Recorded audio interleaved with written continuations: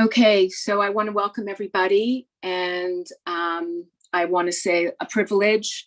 I know Aviva for a very, very long time. I think that I went into one of her classes, I don't even know how many years ago. And then we saw each other at Dvor Yafa's, right? Amuna Day. And we've stayed in touch over the years. She's an amazing teacher. And I'm recently in her group as she is teaching us. She's speaking about a certain sefer. So I'm just going to give you a little bit. Aviva is unbelievably full of wisdom. I can tell you that. She has worked on herself in ways that most of us don't even begin to understand. So Aviva really helps women on a physical and a spiritual and an emotional way. She helps women get in touch with their soul to live from that space, from Geula within, and thereby have Devekas to Hashem every moment. She helps women break free from binge eating and emotional eating. She teaches yoga to help women feel good in their body and trigger PNS so that they can have space to feel their inner world and thereby by Hashem. And I think she runs a blog. It's called Geula from Within. And I feel very, very privileged. Thank you so much for doing this. And I give her the floor. Thank you. Thank you, Nomi. I am so in awe of what participated. We don't see you. Oh, I'm gonna say hi, but then I'm gonna go off of the video because I just want to focus on connecting from my soul to your soul, and I get distracted by seeing me. Is that okay? Yes, of course. Okay. Of course. So, does everybody feel okay with that? Is everybody okay with that? Of course.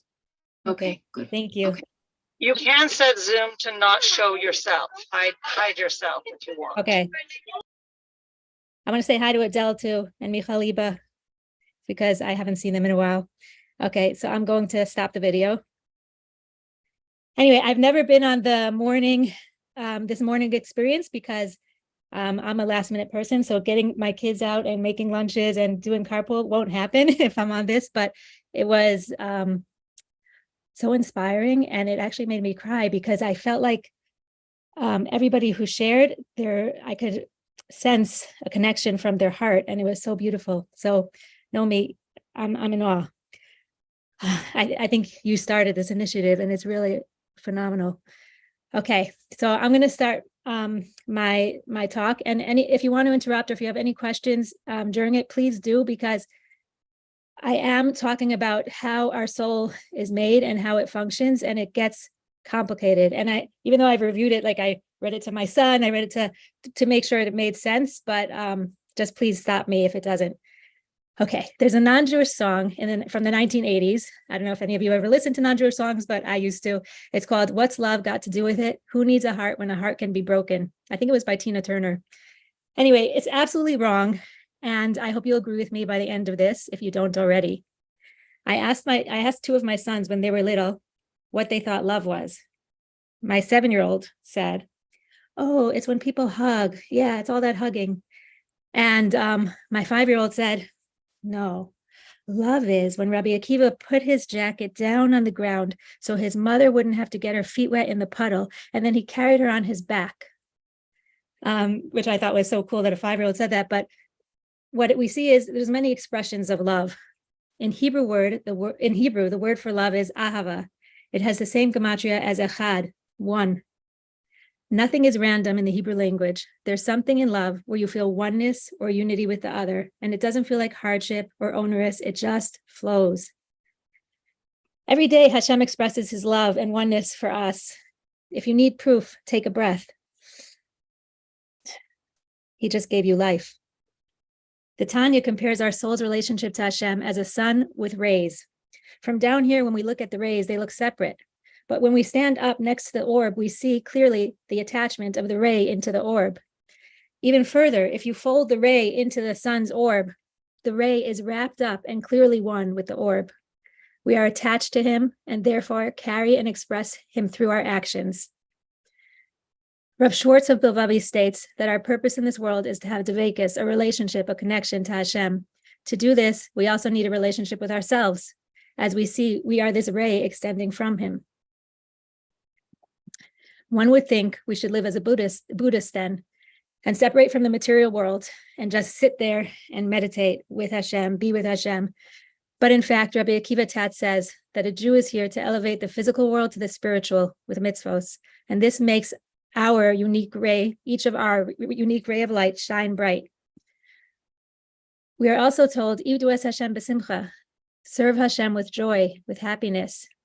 In this case, A equals B equals C. To cling and be close to Hashem, we must elevate the physical world by shining our own unique light. And in doing this, we will derive immense happiness. Think of any time you felt really close to Hashem in your life. What types of feelings filled you? I asked different people. They described it as, I felt peaceful. I felt joyful. I laughed. I had this awesome feeling. I asked them what they were doing when they felt this response, when they felt this feeling. One of them said, I started thinking of all the things he gave me, and I was overcome with this awe. One of them said, in childbirth, I just felt so connected. I laughed. For myself, after giving birth, I couldn't go to the bathroom for a certain period of time. It was like a very painful situation. So the first time I was able to go and was able to make that bracha Asher Yatzar, I was finally able to do it. I felt so close to Hashem in that Asher Yatzar. I just felt so much connection. These are all moments of being present in the physical world. As a side point, it's important to mention that the Nesiva Shalom says, the highest level of fear of Hashem, which I'm always like wondering, okay, do I fear Hashem enough? But the highest level of fear is the fear of losing your relationship with him, which on its flip side is love. So even fear, the highest level is from a space of love. Rav Dov Ber Pinson in his Sefer on Teshuva called Reclaiming the Self, which is what we're learning now in these days together in a Chabura, says that teshuva is a shift in consciousness toward a full recognition of all-embracing unity, love, in our essential self and toward the source and essence of all life, Hashem. So basically he's saying, what is teshuva? It's a return to our true self, our essential self, with love and toward Hashem, who we are connected to.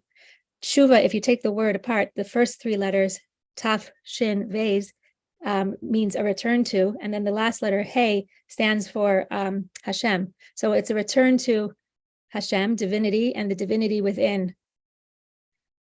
In fact, that's why I named a blog many years ago, The Geula from Within. I don't actually post on it so much anymore because it was really for the chaburas that I was running at that time, and now I run it through WhatsApp. But one of the things that I realized from listening to Intro to Hasidus by Rav Moshe Weinberger, he told the story of this Rebbe. I forgot the Rebbe's name, but his students came running, pounding on his door. He's like, Rebbe, open up. We have news. He opened the door. They're like, Mashiach is here. And he said, really? They said, yeah. So he went to the window. He opened the window of his house. He stuck his head out. He put his head back in. He's like, no, it's not here. They're like, why did you go to the window? He said, I went to the window because I wanted to smell if the air smelled like Mashiach was here, that the smell of the air is going to change. So they said, yeah, but why did you have to open the window then? Why couldn't you just smell it in your house? And that in that moment, they realized that the Rebbe already experienced and had the smell of Mashiach in his house. When I heard that story, I realized that all these years we're sitting here waiting, okay, when will Mashiach come? When will Mashiach come? But Hashem's not going to just hold a carrot in front of us for thousands of years and say, you can't taste this, you can't have it, maybe one day, but not now. He's going to give us a taste of the carrot. And I asked different Rabbanim to see, is this true? Is this true that we can have a taste of Mashiach and actually experience it in our own self? And they said, yes. It's based, and there's so many other sources that support it. So that's what I realized. I'm like, okay, so what is it? What's going to give us this taste and this experience of Mashiach in our life? And it's this constant connection, closeness to Hashem that we are born with, but that we didn't know that we were born with. And so many things happened and confused us, and we just lost that connection. So teshuva is all embracing unity, love, unity in ourselves and with Hashem, experiencing the ray of the sun and feeling its connection to the orb. How much do we experience and know our unique ray? How well do we actually know ourselves? And if we don't know ourselves, how can we love ourselves? Which is an essential part of the return of teshuva. In fact, our soul is in a constant state of ratz v'shov, longing for Hashem and the connection we have with him, and then coming back into the body, knowing the only way to show our love for him is by choosing him through elevating the physical to the spiritual, choosing him over and over and over again. On Rosh Hashanah, we're being created anew. What does it mean to be created anew? Who are we? We have a physical self, we know. It's our body, and all of us probably know our body really well. I'm pretty much aware of my body down to my pinky toenail. And the thing is that we leave our body after 120 years. In fact, I think most of us think about our body more often during the day than our soul. We know we're a soul, but what is the makeup of our soul? How does it work? And how can we use this knowledge to return and be connected, davek to Hashem, and thereby feel tangible happiness throughout our life? So now I'm going to get into the Nefesh HaChaim, who teaches us the different parts of our soul. Please feel free to interrupt me at any point. Okay, the Nefesh HaChaim teaches there are 5 parts to our soul. Think of a chain with 5 segments. Okay, there are 5 segments in a chain, a link chain, and each link represents a piece of our soul. Imagine it connected to the ground and reaching up to the sky. So we're going to start with the part of the chain closest to the ground. The first part of our soul is called the nefesh. Our nefesh is housed in our liver, and it flows through our blood. It is expressed through our actions. In fact, actions and speech are the things that we're judged on. Okay, so that's the nefesh. And the nefesh has 2 parts, nefesh elokus and nefesh behemus, but we're not going to go into that now because it's not relevant.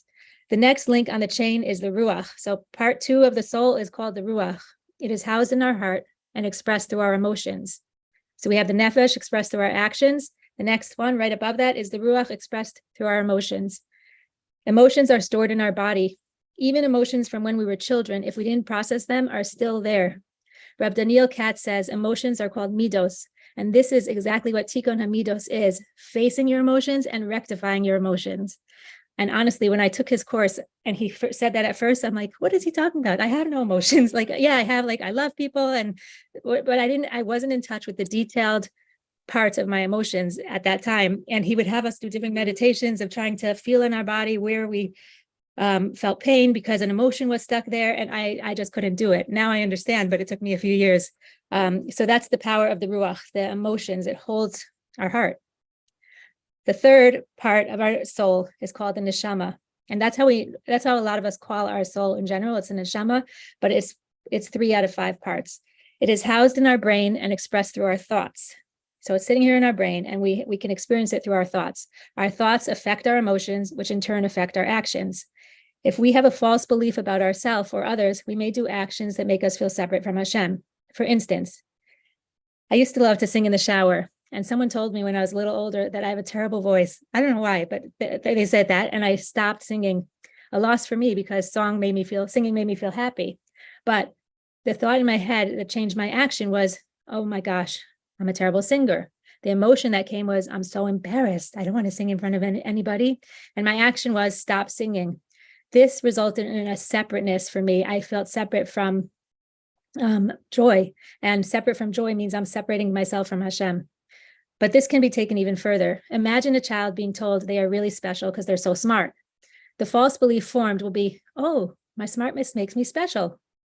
The feeling may be worry. Uh-oh, what if someone's smarter than me? Will I lose my special quality?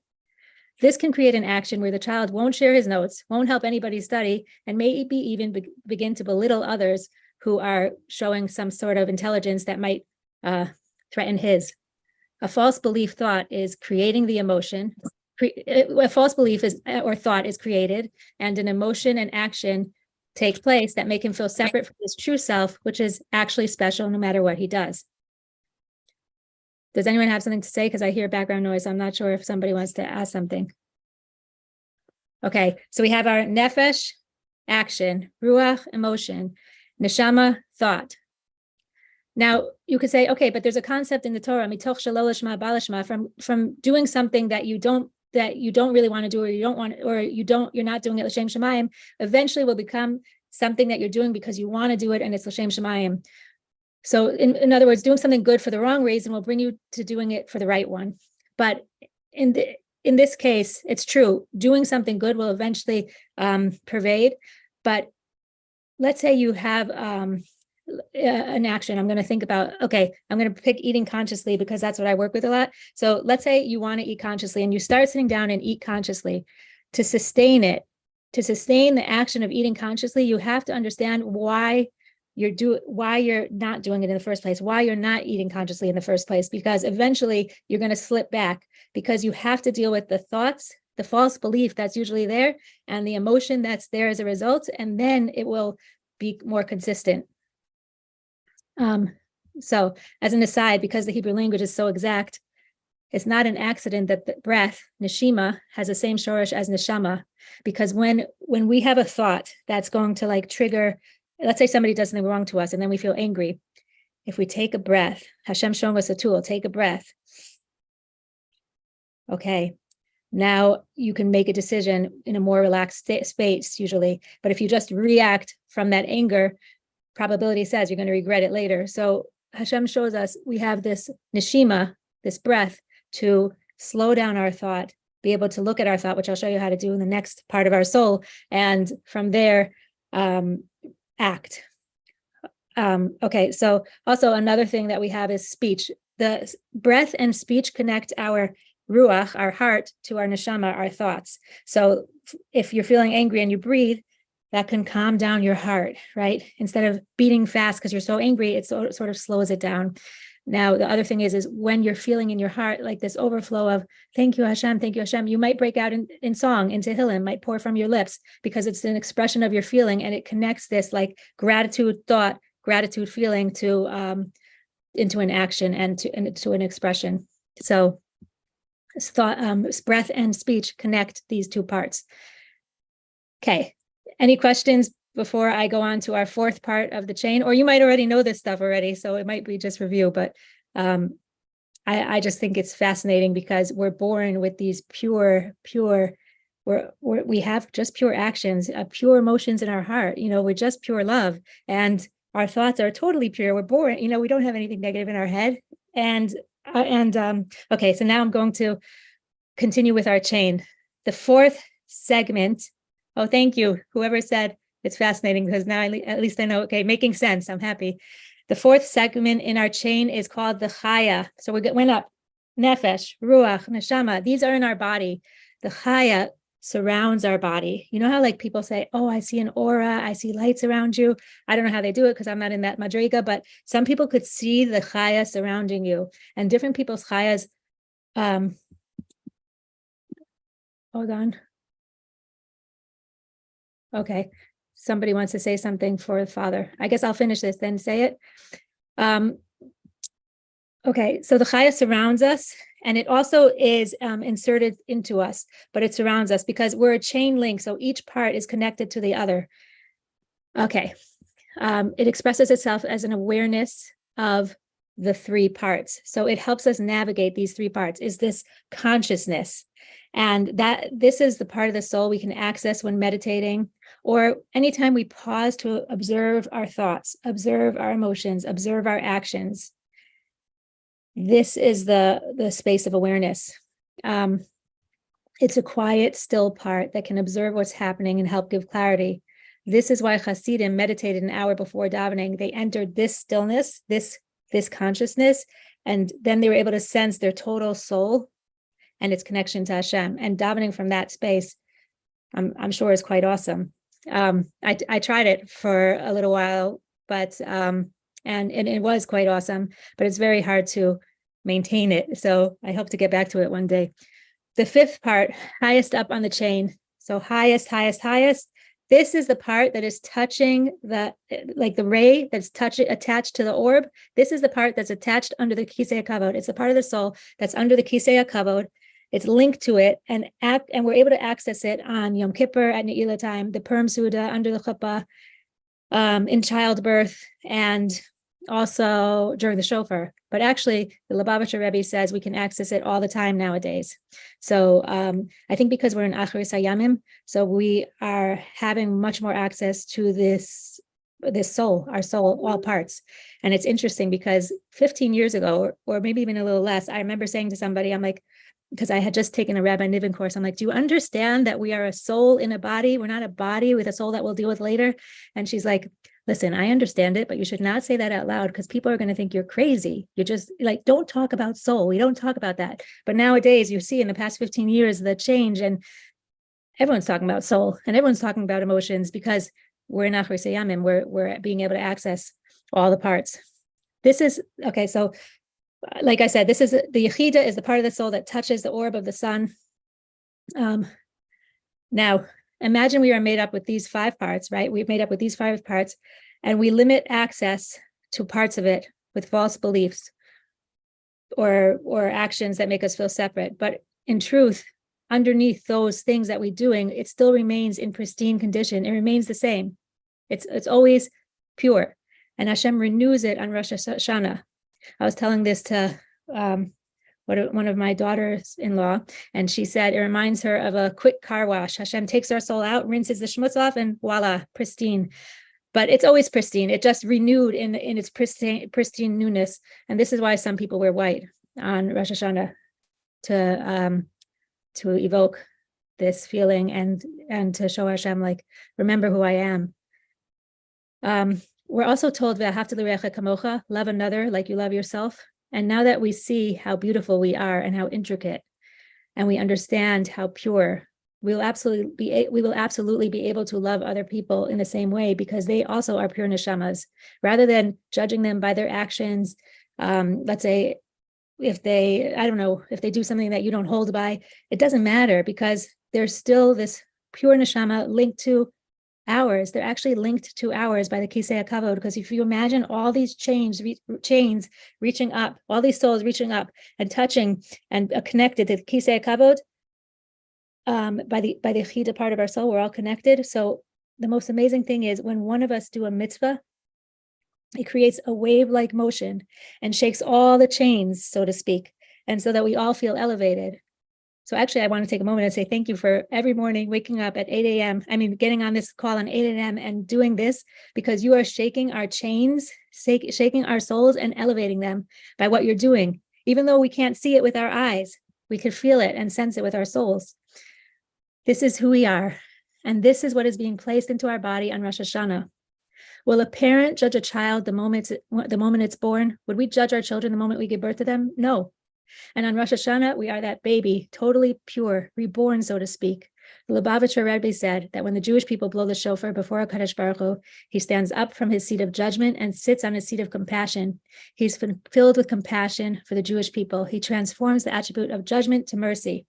The minute the shofar is blown, the idea of being judged in a negative way, it doesn't exist. It's total love. And the judgment, the idea is, the reason we read about Hagar and Yishmael and how Hashem, on the first day of Rosh Hashanah, how Hashem judged him, Ba'asher Hu Sham, because the idea is show up just with the desire to live from the space of purity and to feel the connection of Hashem and to express the Hashemness that you're supposed to express in this world. And that's it. That's all Hashem wants to see. So Rav Kalesh says, Allah Elokim B'Trua. In that blowing of the shofar, Hashem goes up. Now on Shabbos, what it means also is that the Elokim in us rises the minute the shofar blows.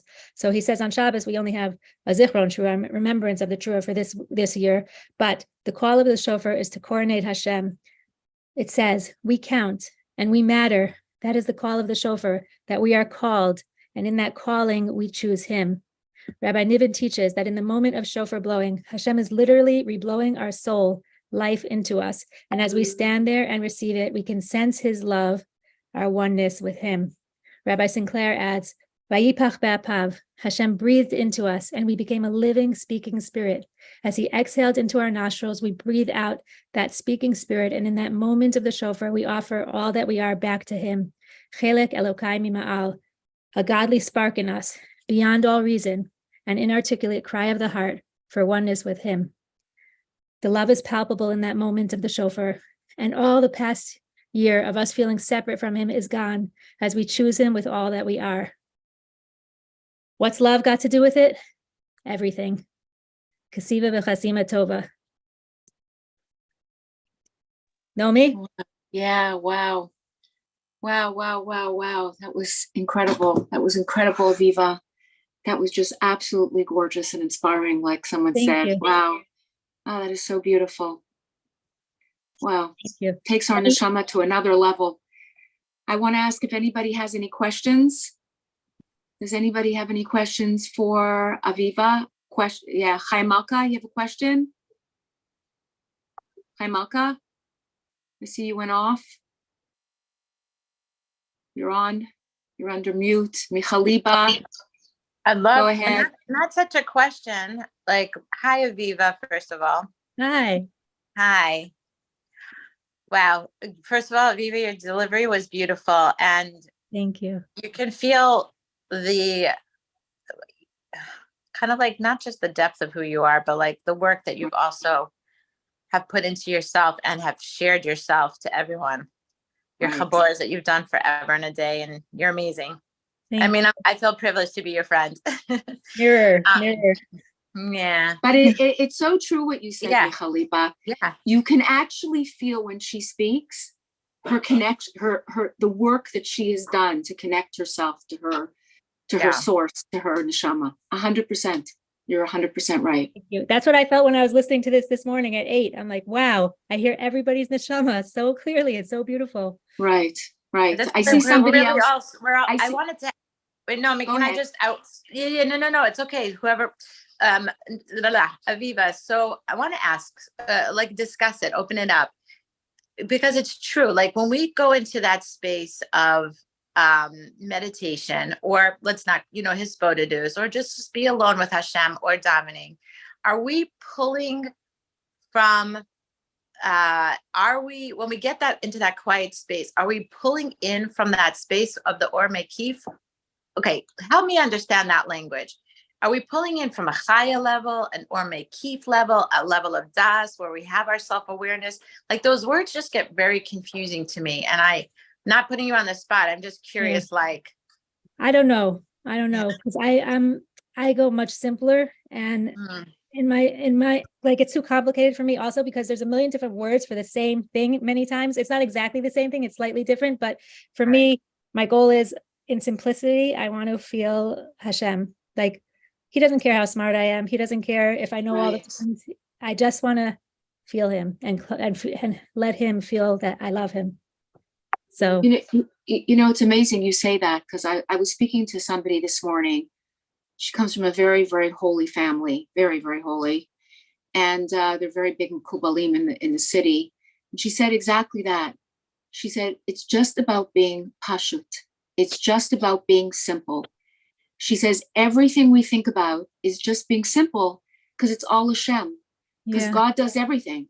So Kaharif Ayin, in a blink of the eye, what we think can't be done, or what we think we can't reach, or what we think we aren't, or what we are, Hashem is everything, right? Yeah. It's just being simple. And when we get there, we're able to see it in others, and we're able to see even in people that used to like really bother you or whatever, or even people that you live with and that could trigger your buttons. If you pause and breathe and then look at them as like, wow, Hashem is creating this creation right now. This is extraordinary. No matter what they're doing, that makes them see. I mean, if they're abusing you, obviously you have to get out. But if they're just simply annoying, so there's something amazing. Also, I did hear that even in an abusive relationship, I never tried this, Baruch Hashem, but if a person starts looking at their abuser as a soul and starts connecting from that space, something shifts. I don't know what, but I never tried that, Baruch Hashem, so I don't know exactly. But there's something. I see that Sabina. Sabina, do you want to ask something? Sabina, I see you're off mute. Oh, she just went back on mute. Okay, I think Charlene. I will somebody. Yes. Yeah. Aviva, I thank you very much for this intense presentation. And what came in my heart, and I want to travel to the group, is the word Kelev in Hebrew. Because I have a dog and I observe the behavior is total unconditional love. Total acceptance, total. And you talk about the holiness of the Hebrew language, and I want to share that because love, you said Ahava is echad, and I agree with that. My question is, in the word of neshama and neshima, the difference is that yud, and the yud to me represents the 10 sayings that God vibrates the world with. So we are I feel I'm in constant vibrational energy because of my breath. And I use my breath all the time. I teach it also because I'm a massage therapist. And I tell you, the breath can transform a person. Yeah. So I just feel that I want to share that, to take a lot of deep breaths during the davening, your personal, your book davening, doesn't matter. Just take breath and you will be very peaceful and calm. And thanks for sharing all this that you did. It's beautiful. Thank you. Thank you. I So do want to much. say that I don't know if you said that Kelev is Kulo Lev. They know Yes. that. Yeah. And also the idea of the 10 sayings, that's so brilliant, because imagine like with the breath, maybe when Oh, we we breathe lost in her. and feel that, we Aviva, can. we lost you. Is it just me? Or is it also everybody else? No, No, we I'm hear here. Aviva. Wait, but somebody asked here Did we to lose? say again what Did Rabbi we Kate said. lose? Should I say Aviva? it? You're frozen, Nomi. You're Yeah. frozen. I'm frozen? Yes. Uh-huh. Oh, okay, sorry. I thought Aviva was frozen. Now you're back. You're back. You're back. Okay. Somebody asked, who asked somebody about Rabbi Kalish, what he said. He said, Allah Elokim B'Trua. Hashem rises with the shofar blowing, but Elokim is also found within us, as we see, because we're connected. So our soul also rises in that moment. And on Shabbos, this year on Shabbos we have Zichron Trua, the remembrance of the Trua. But the call of shofar is to coordinate Hashem. So it's saying we count and we matter, and the shofar is saying you are being called, and in that calling we choose Hashem, because that's the greatest gift of the shofar. It's this total expression of love. And everyone knows I love love. It's my favorite thing. I love love stories. I love Jane Austen. I mean, I used to anyway, but. Wow. Wow. So, yeah. Oh, please continue the thoughts on Kelev. Yeah, so I heard this concept about Kelev, that a Kelev is pure heart. Like that's why people have dogs and love their dog so much, because the dog is unconditional love. It just follows its owner. And so it's in the word, it's Kulo Lev. It's all Lev, the dog. That's what I heard. And the link to the blog. Yeah, but the blog I don't really post so much on, because now I post on the WhatsApp chat that we have for Geula from Within. It's just the Chabura where we learn different Sfarim together. Right now we're learning one every day, but usually we will learn one every week. But we're just trying. I felt like I have to work on understanding like what exactly is teshuva. Now that I read the book, I really have a much clearer understanding. Yeah. So I'll share it, Mer Hashem. I'll share it, or Aviva, you want to share? Can you share it on the chat? Do you know how to share it on the chat? Let me check. I'll check. I learn new things every day. Let's see. So I go. I know I'm also really terrible. Maybe I go So on the chat. yeah. Oh, I see.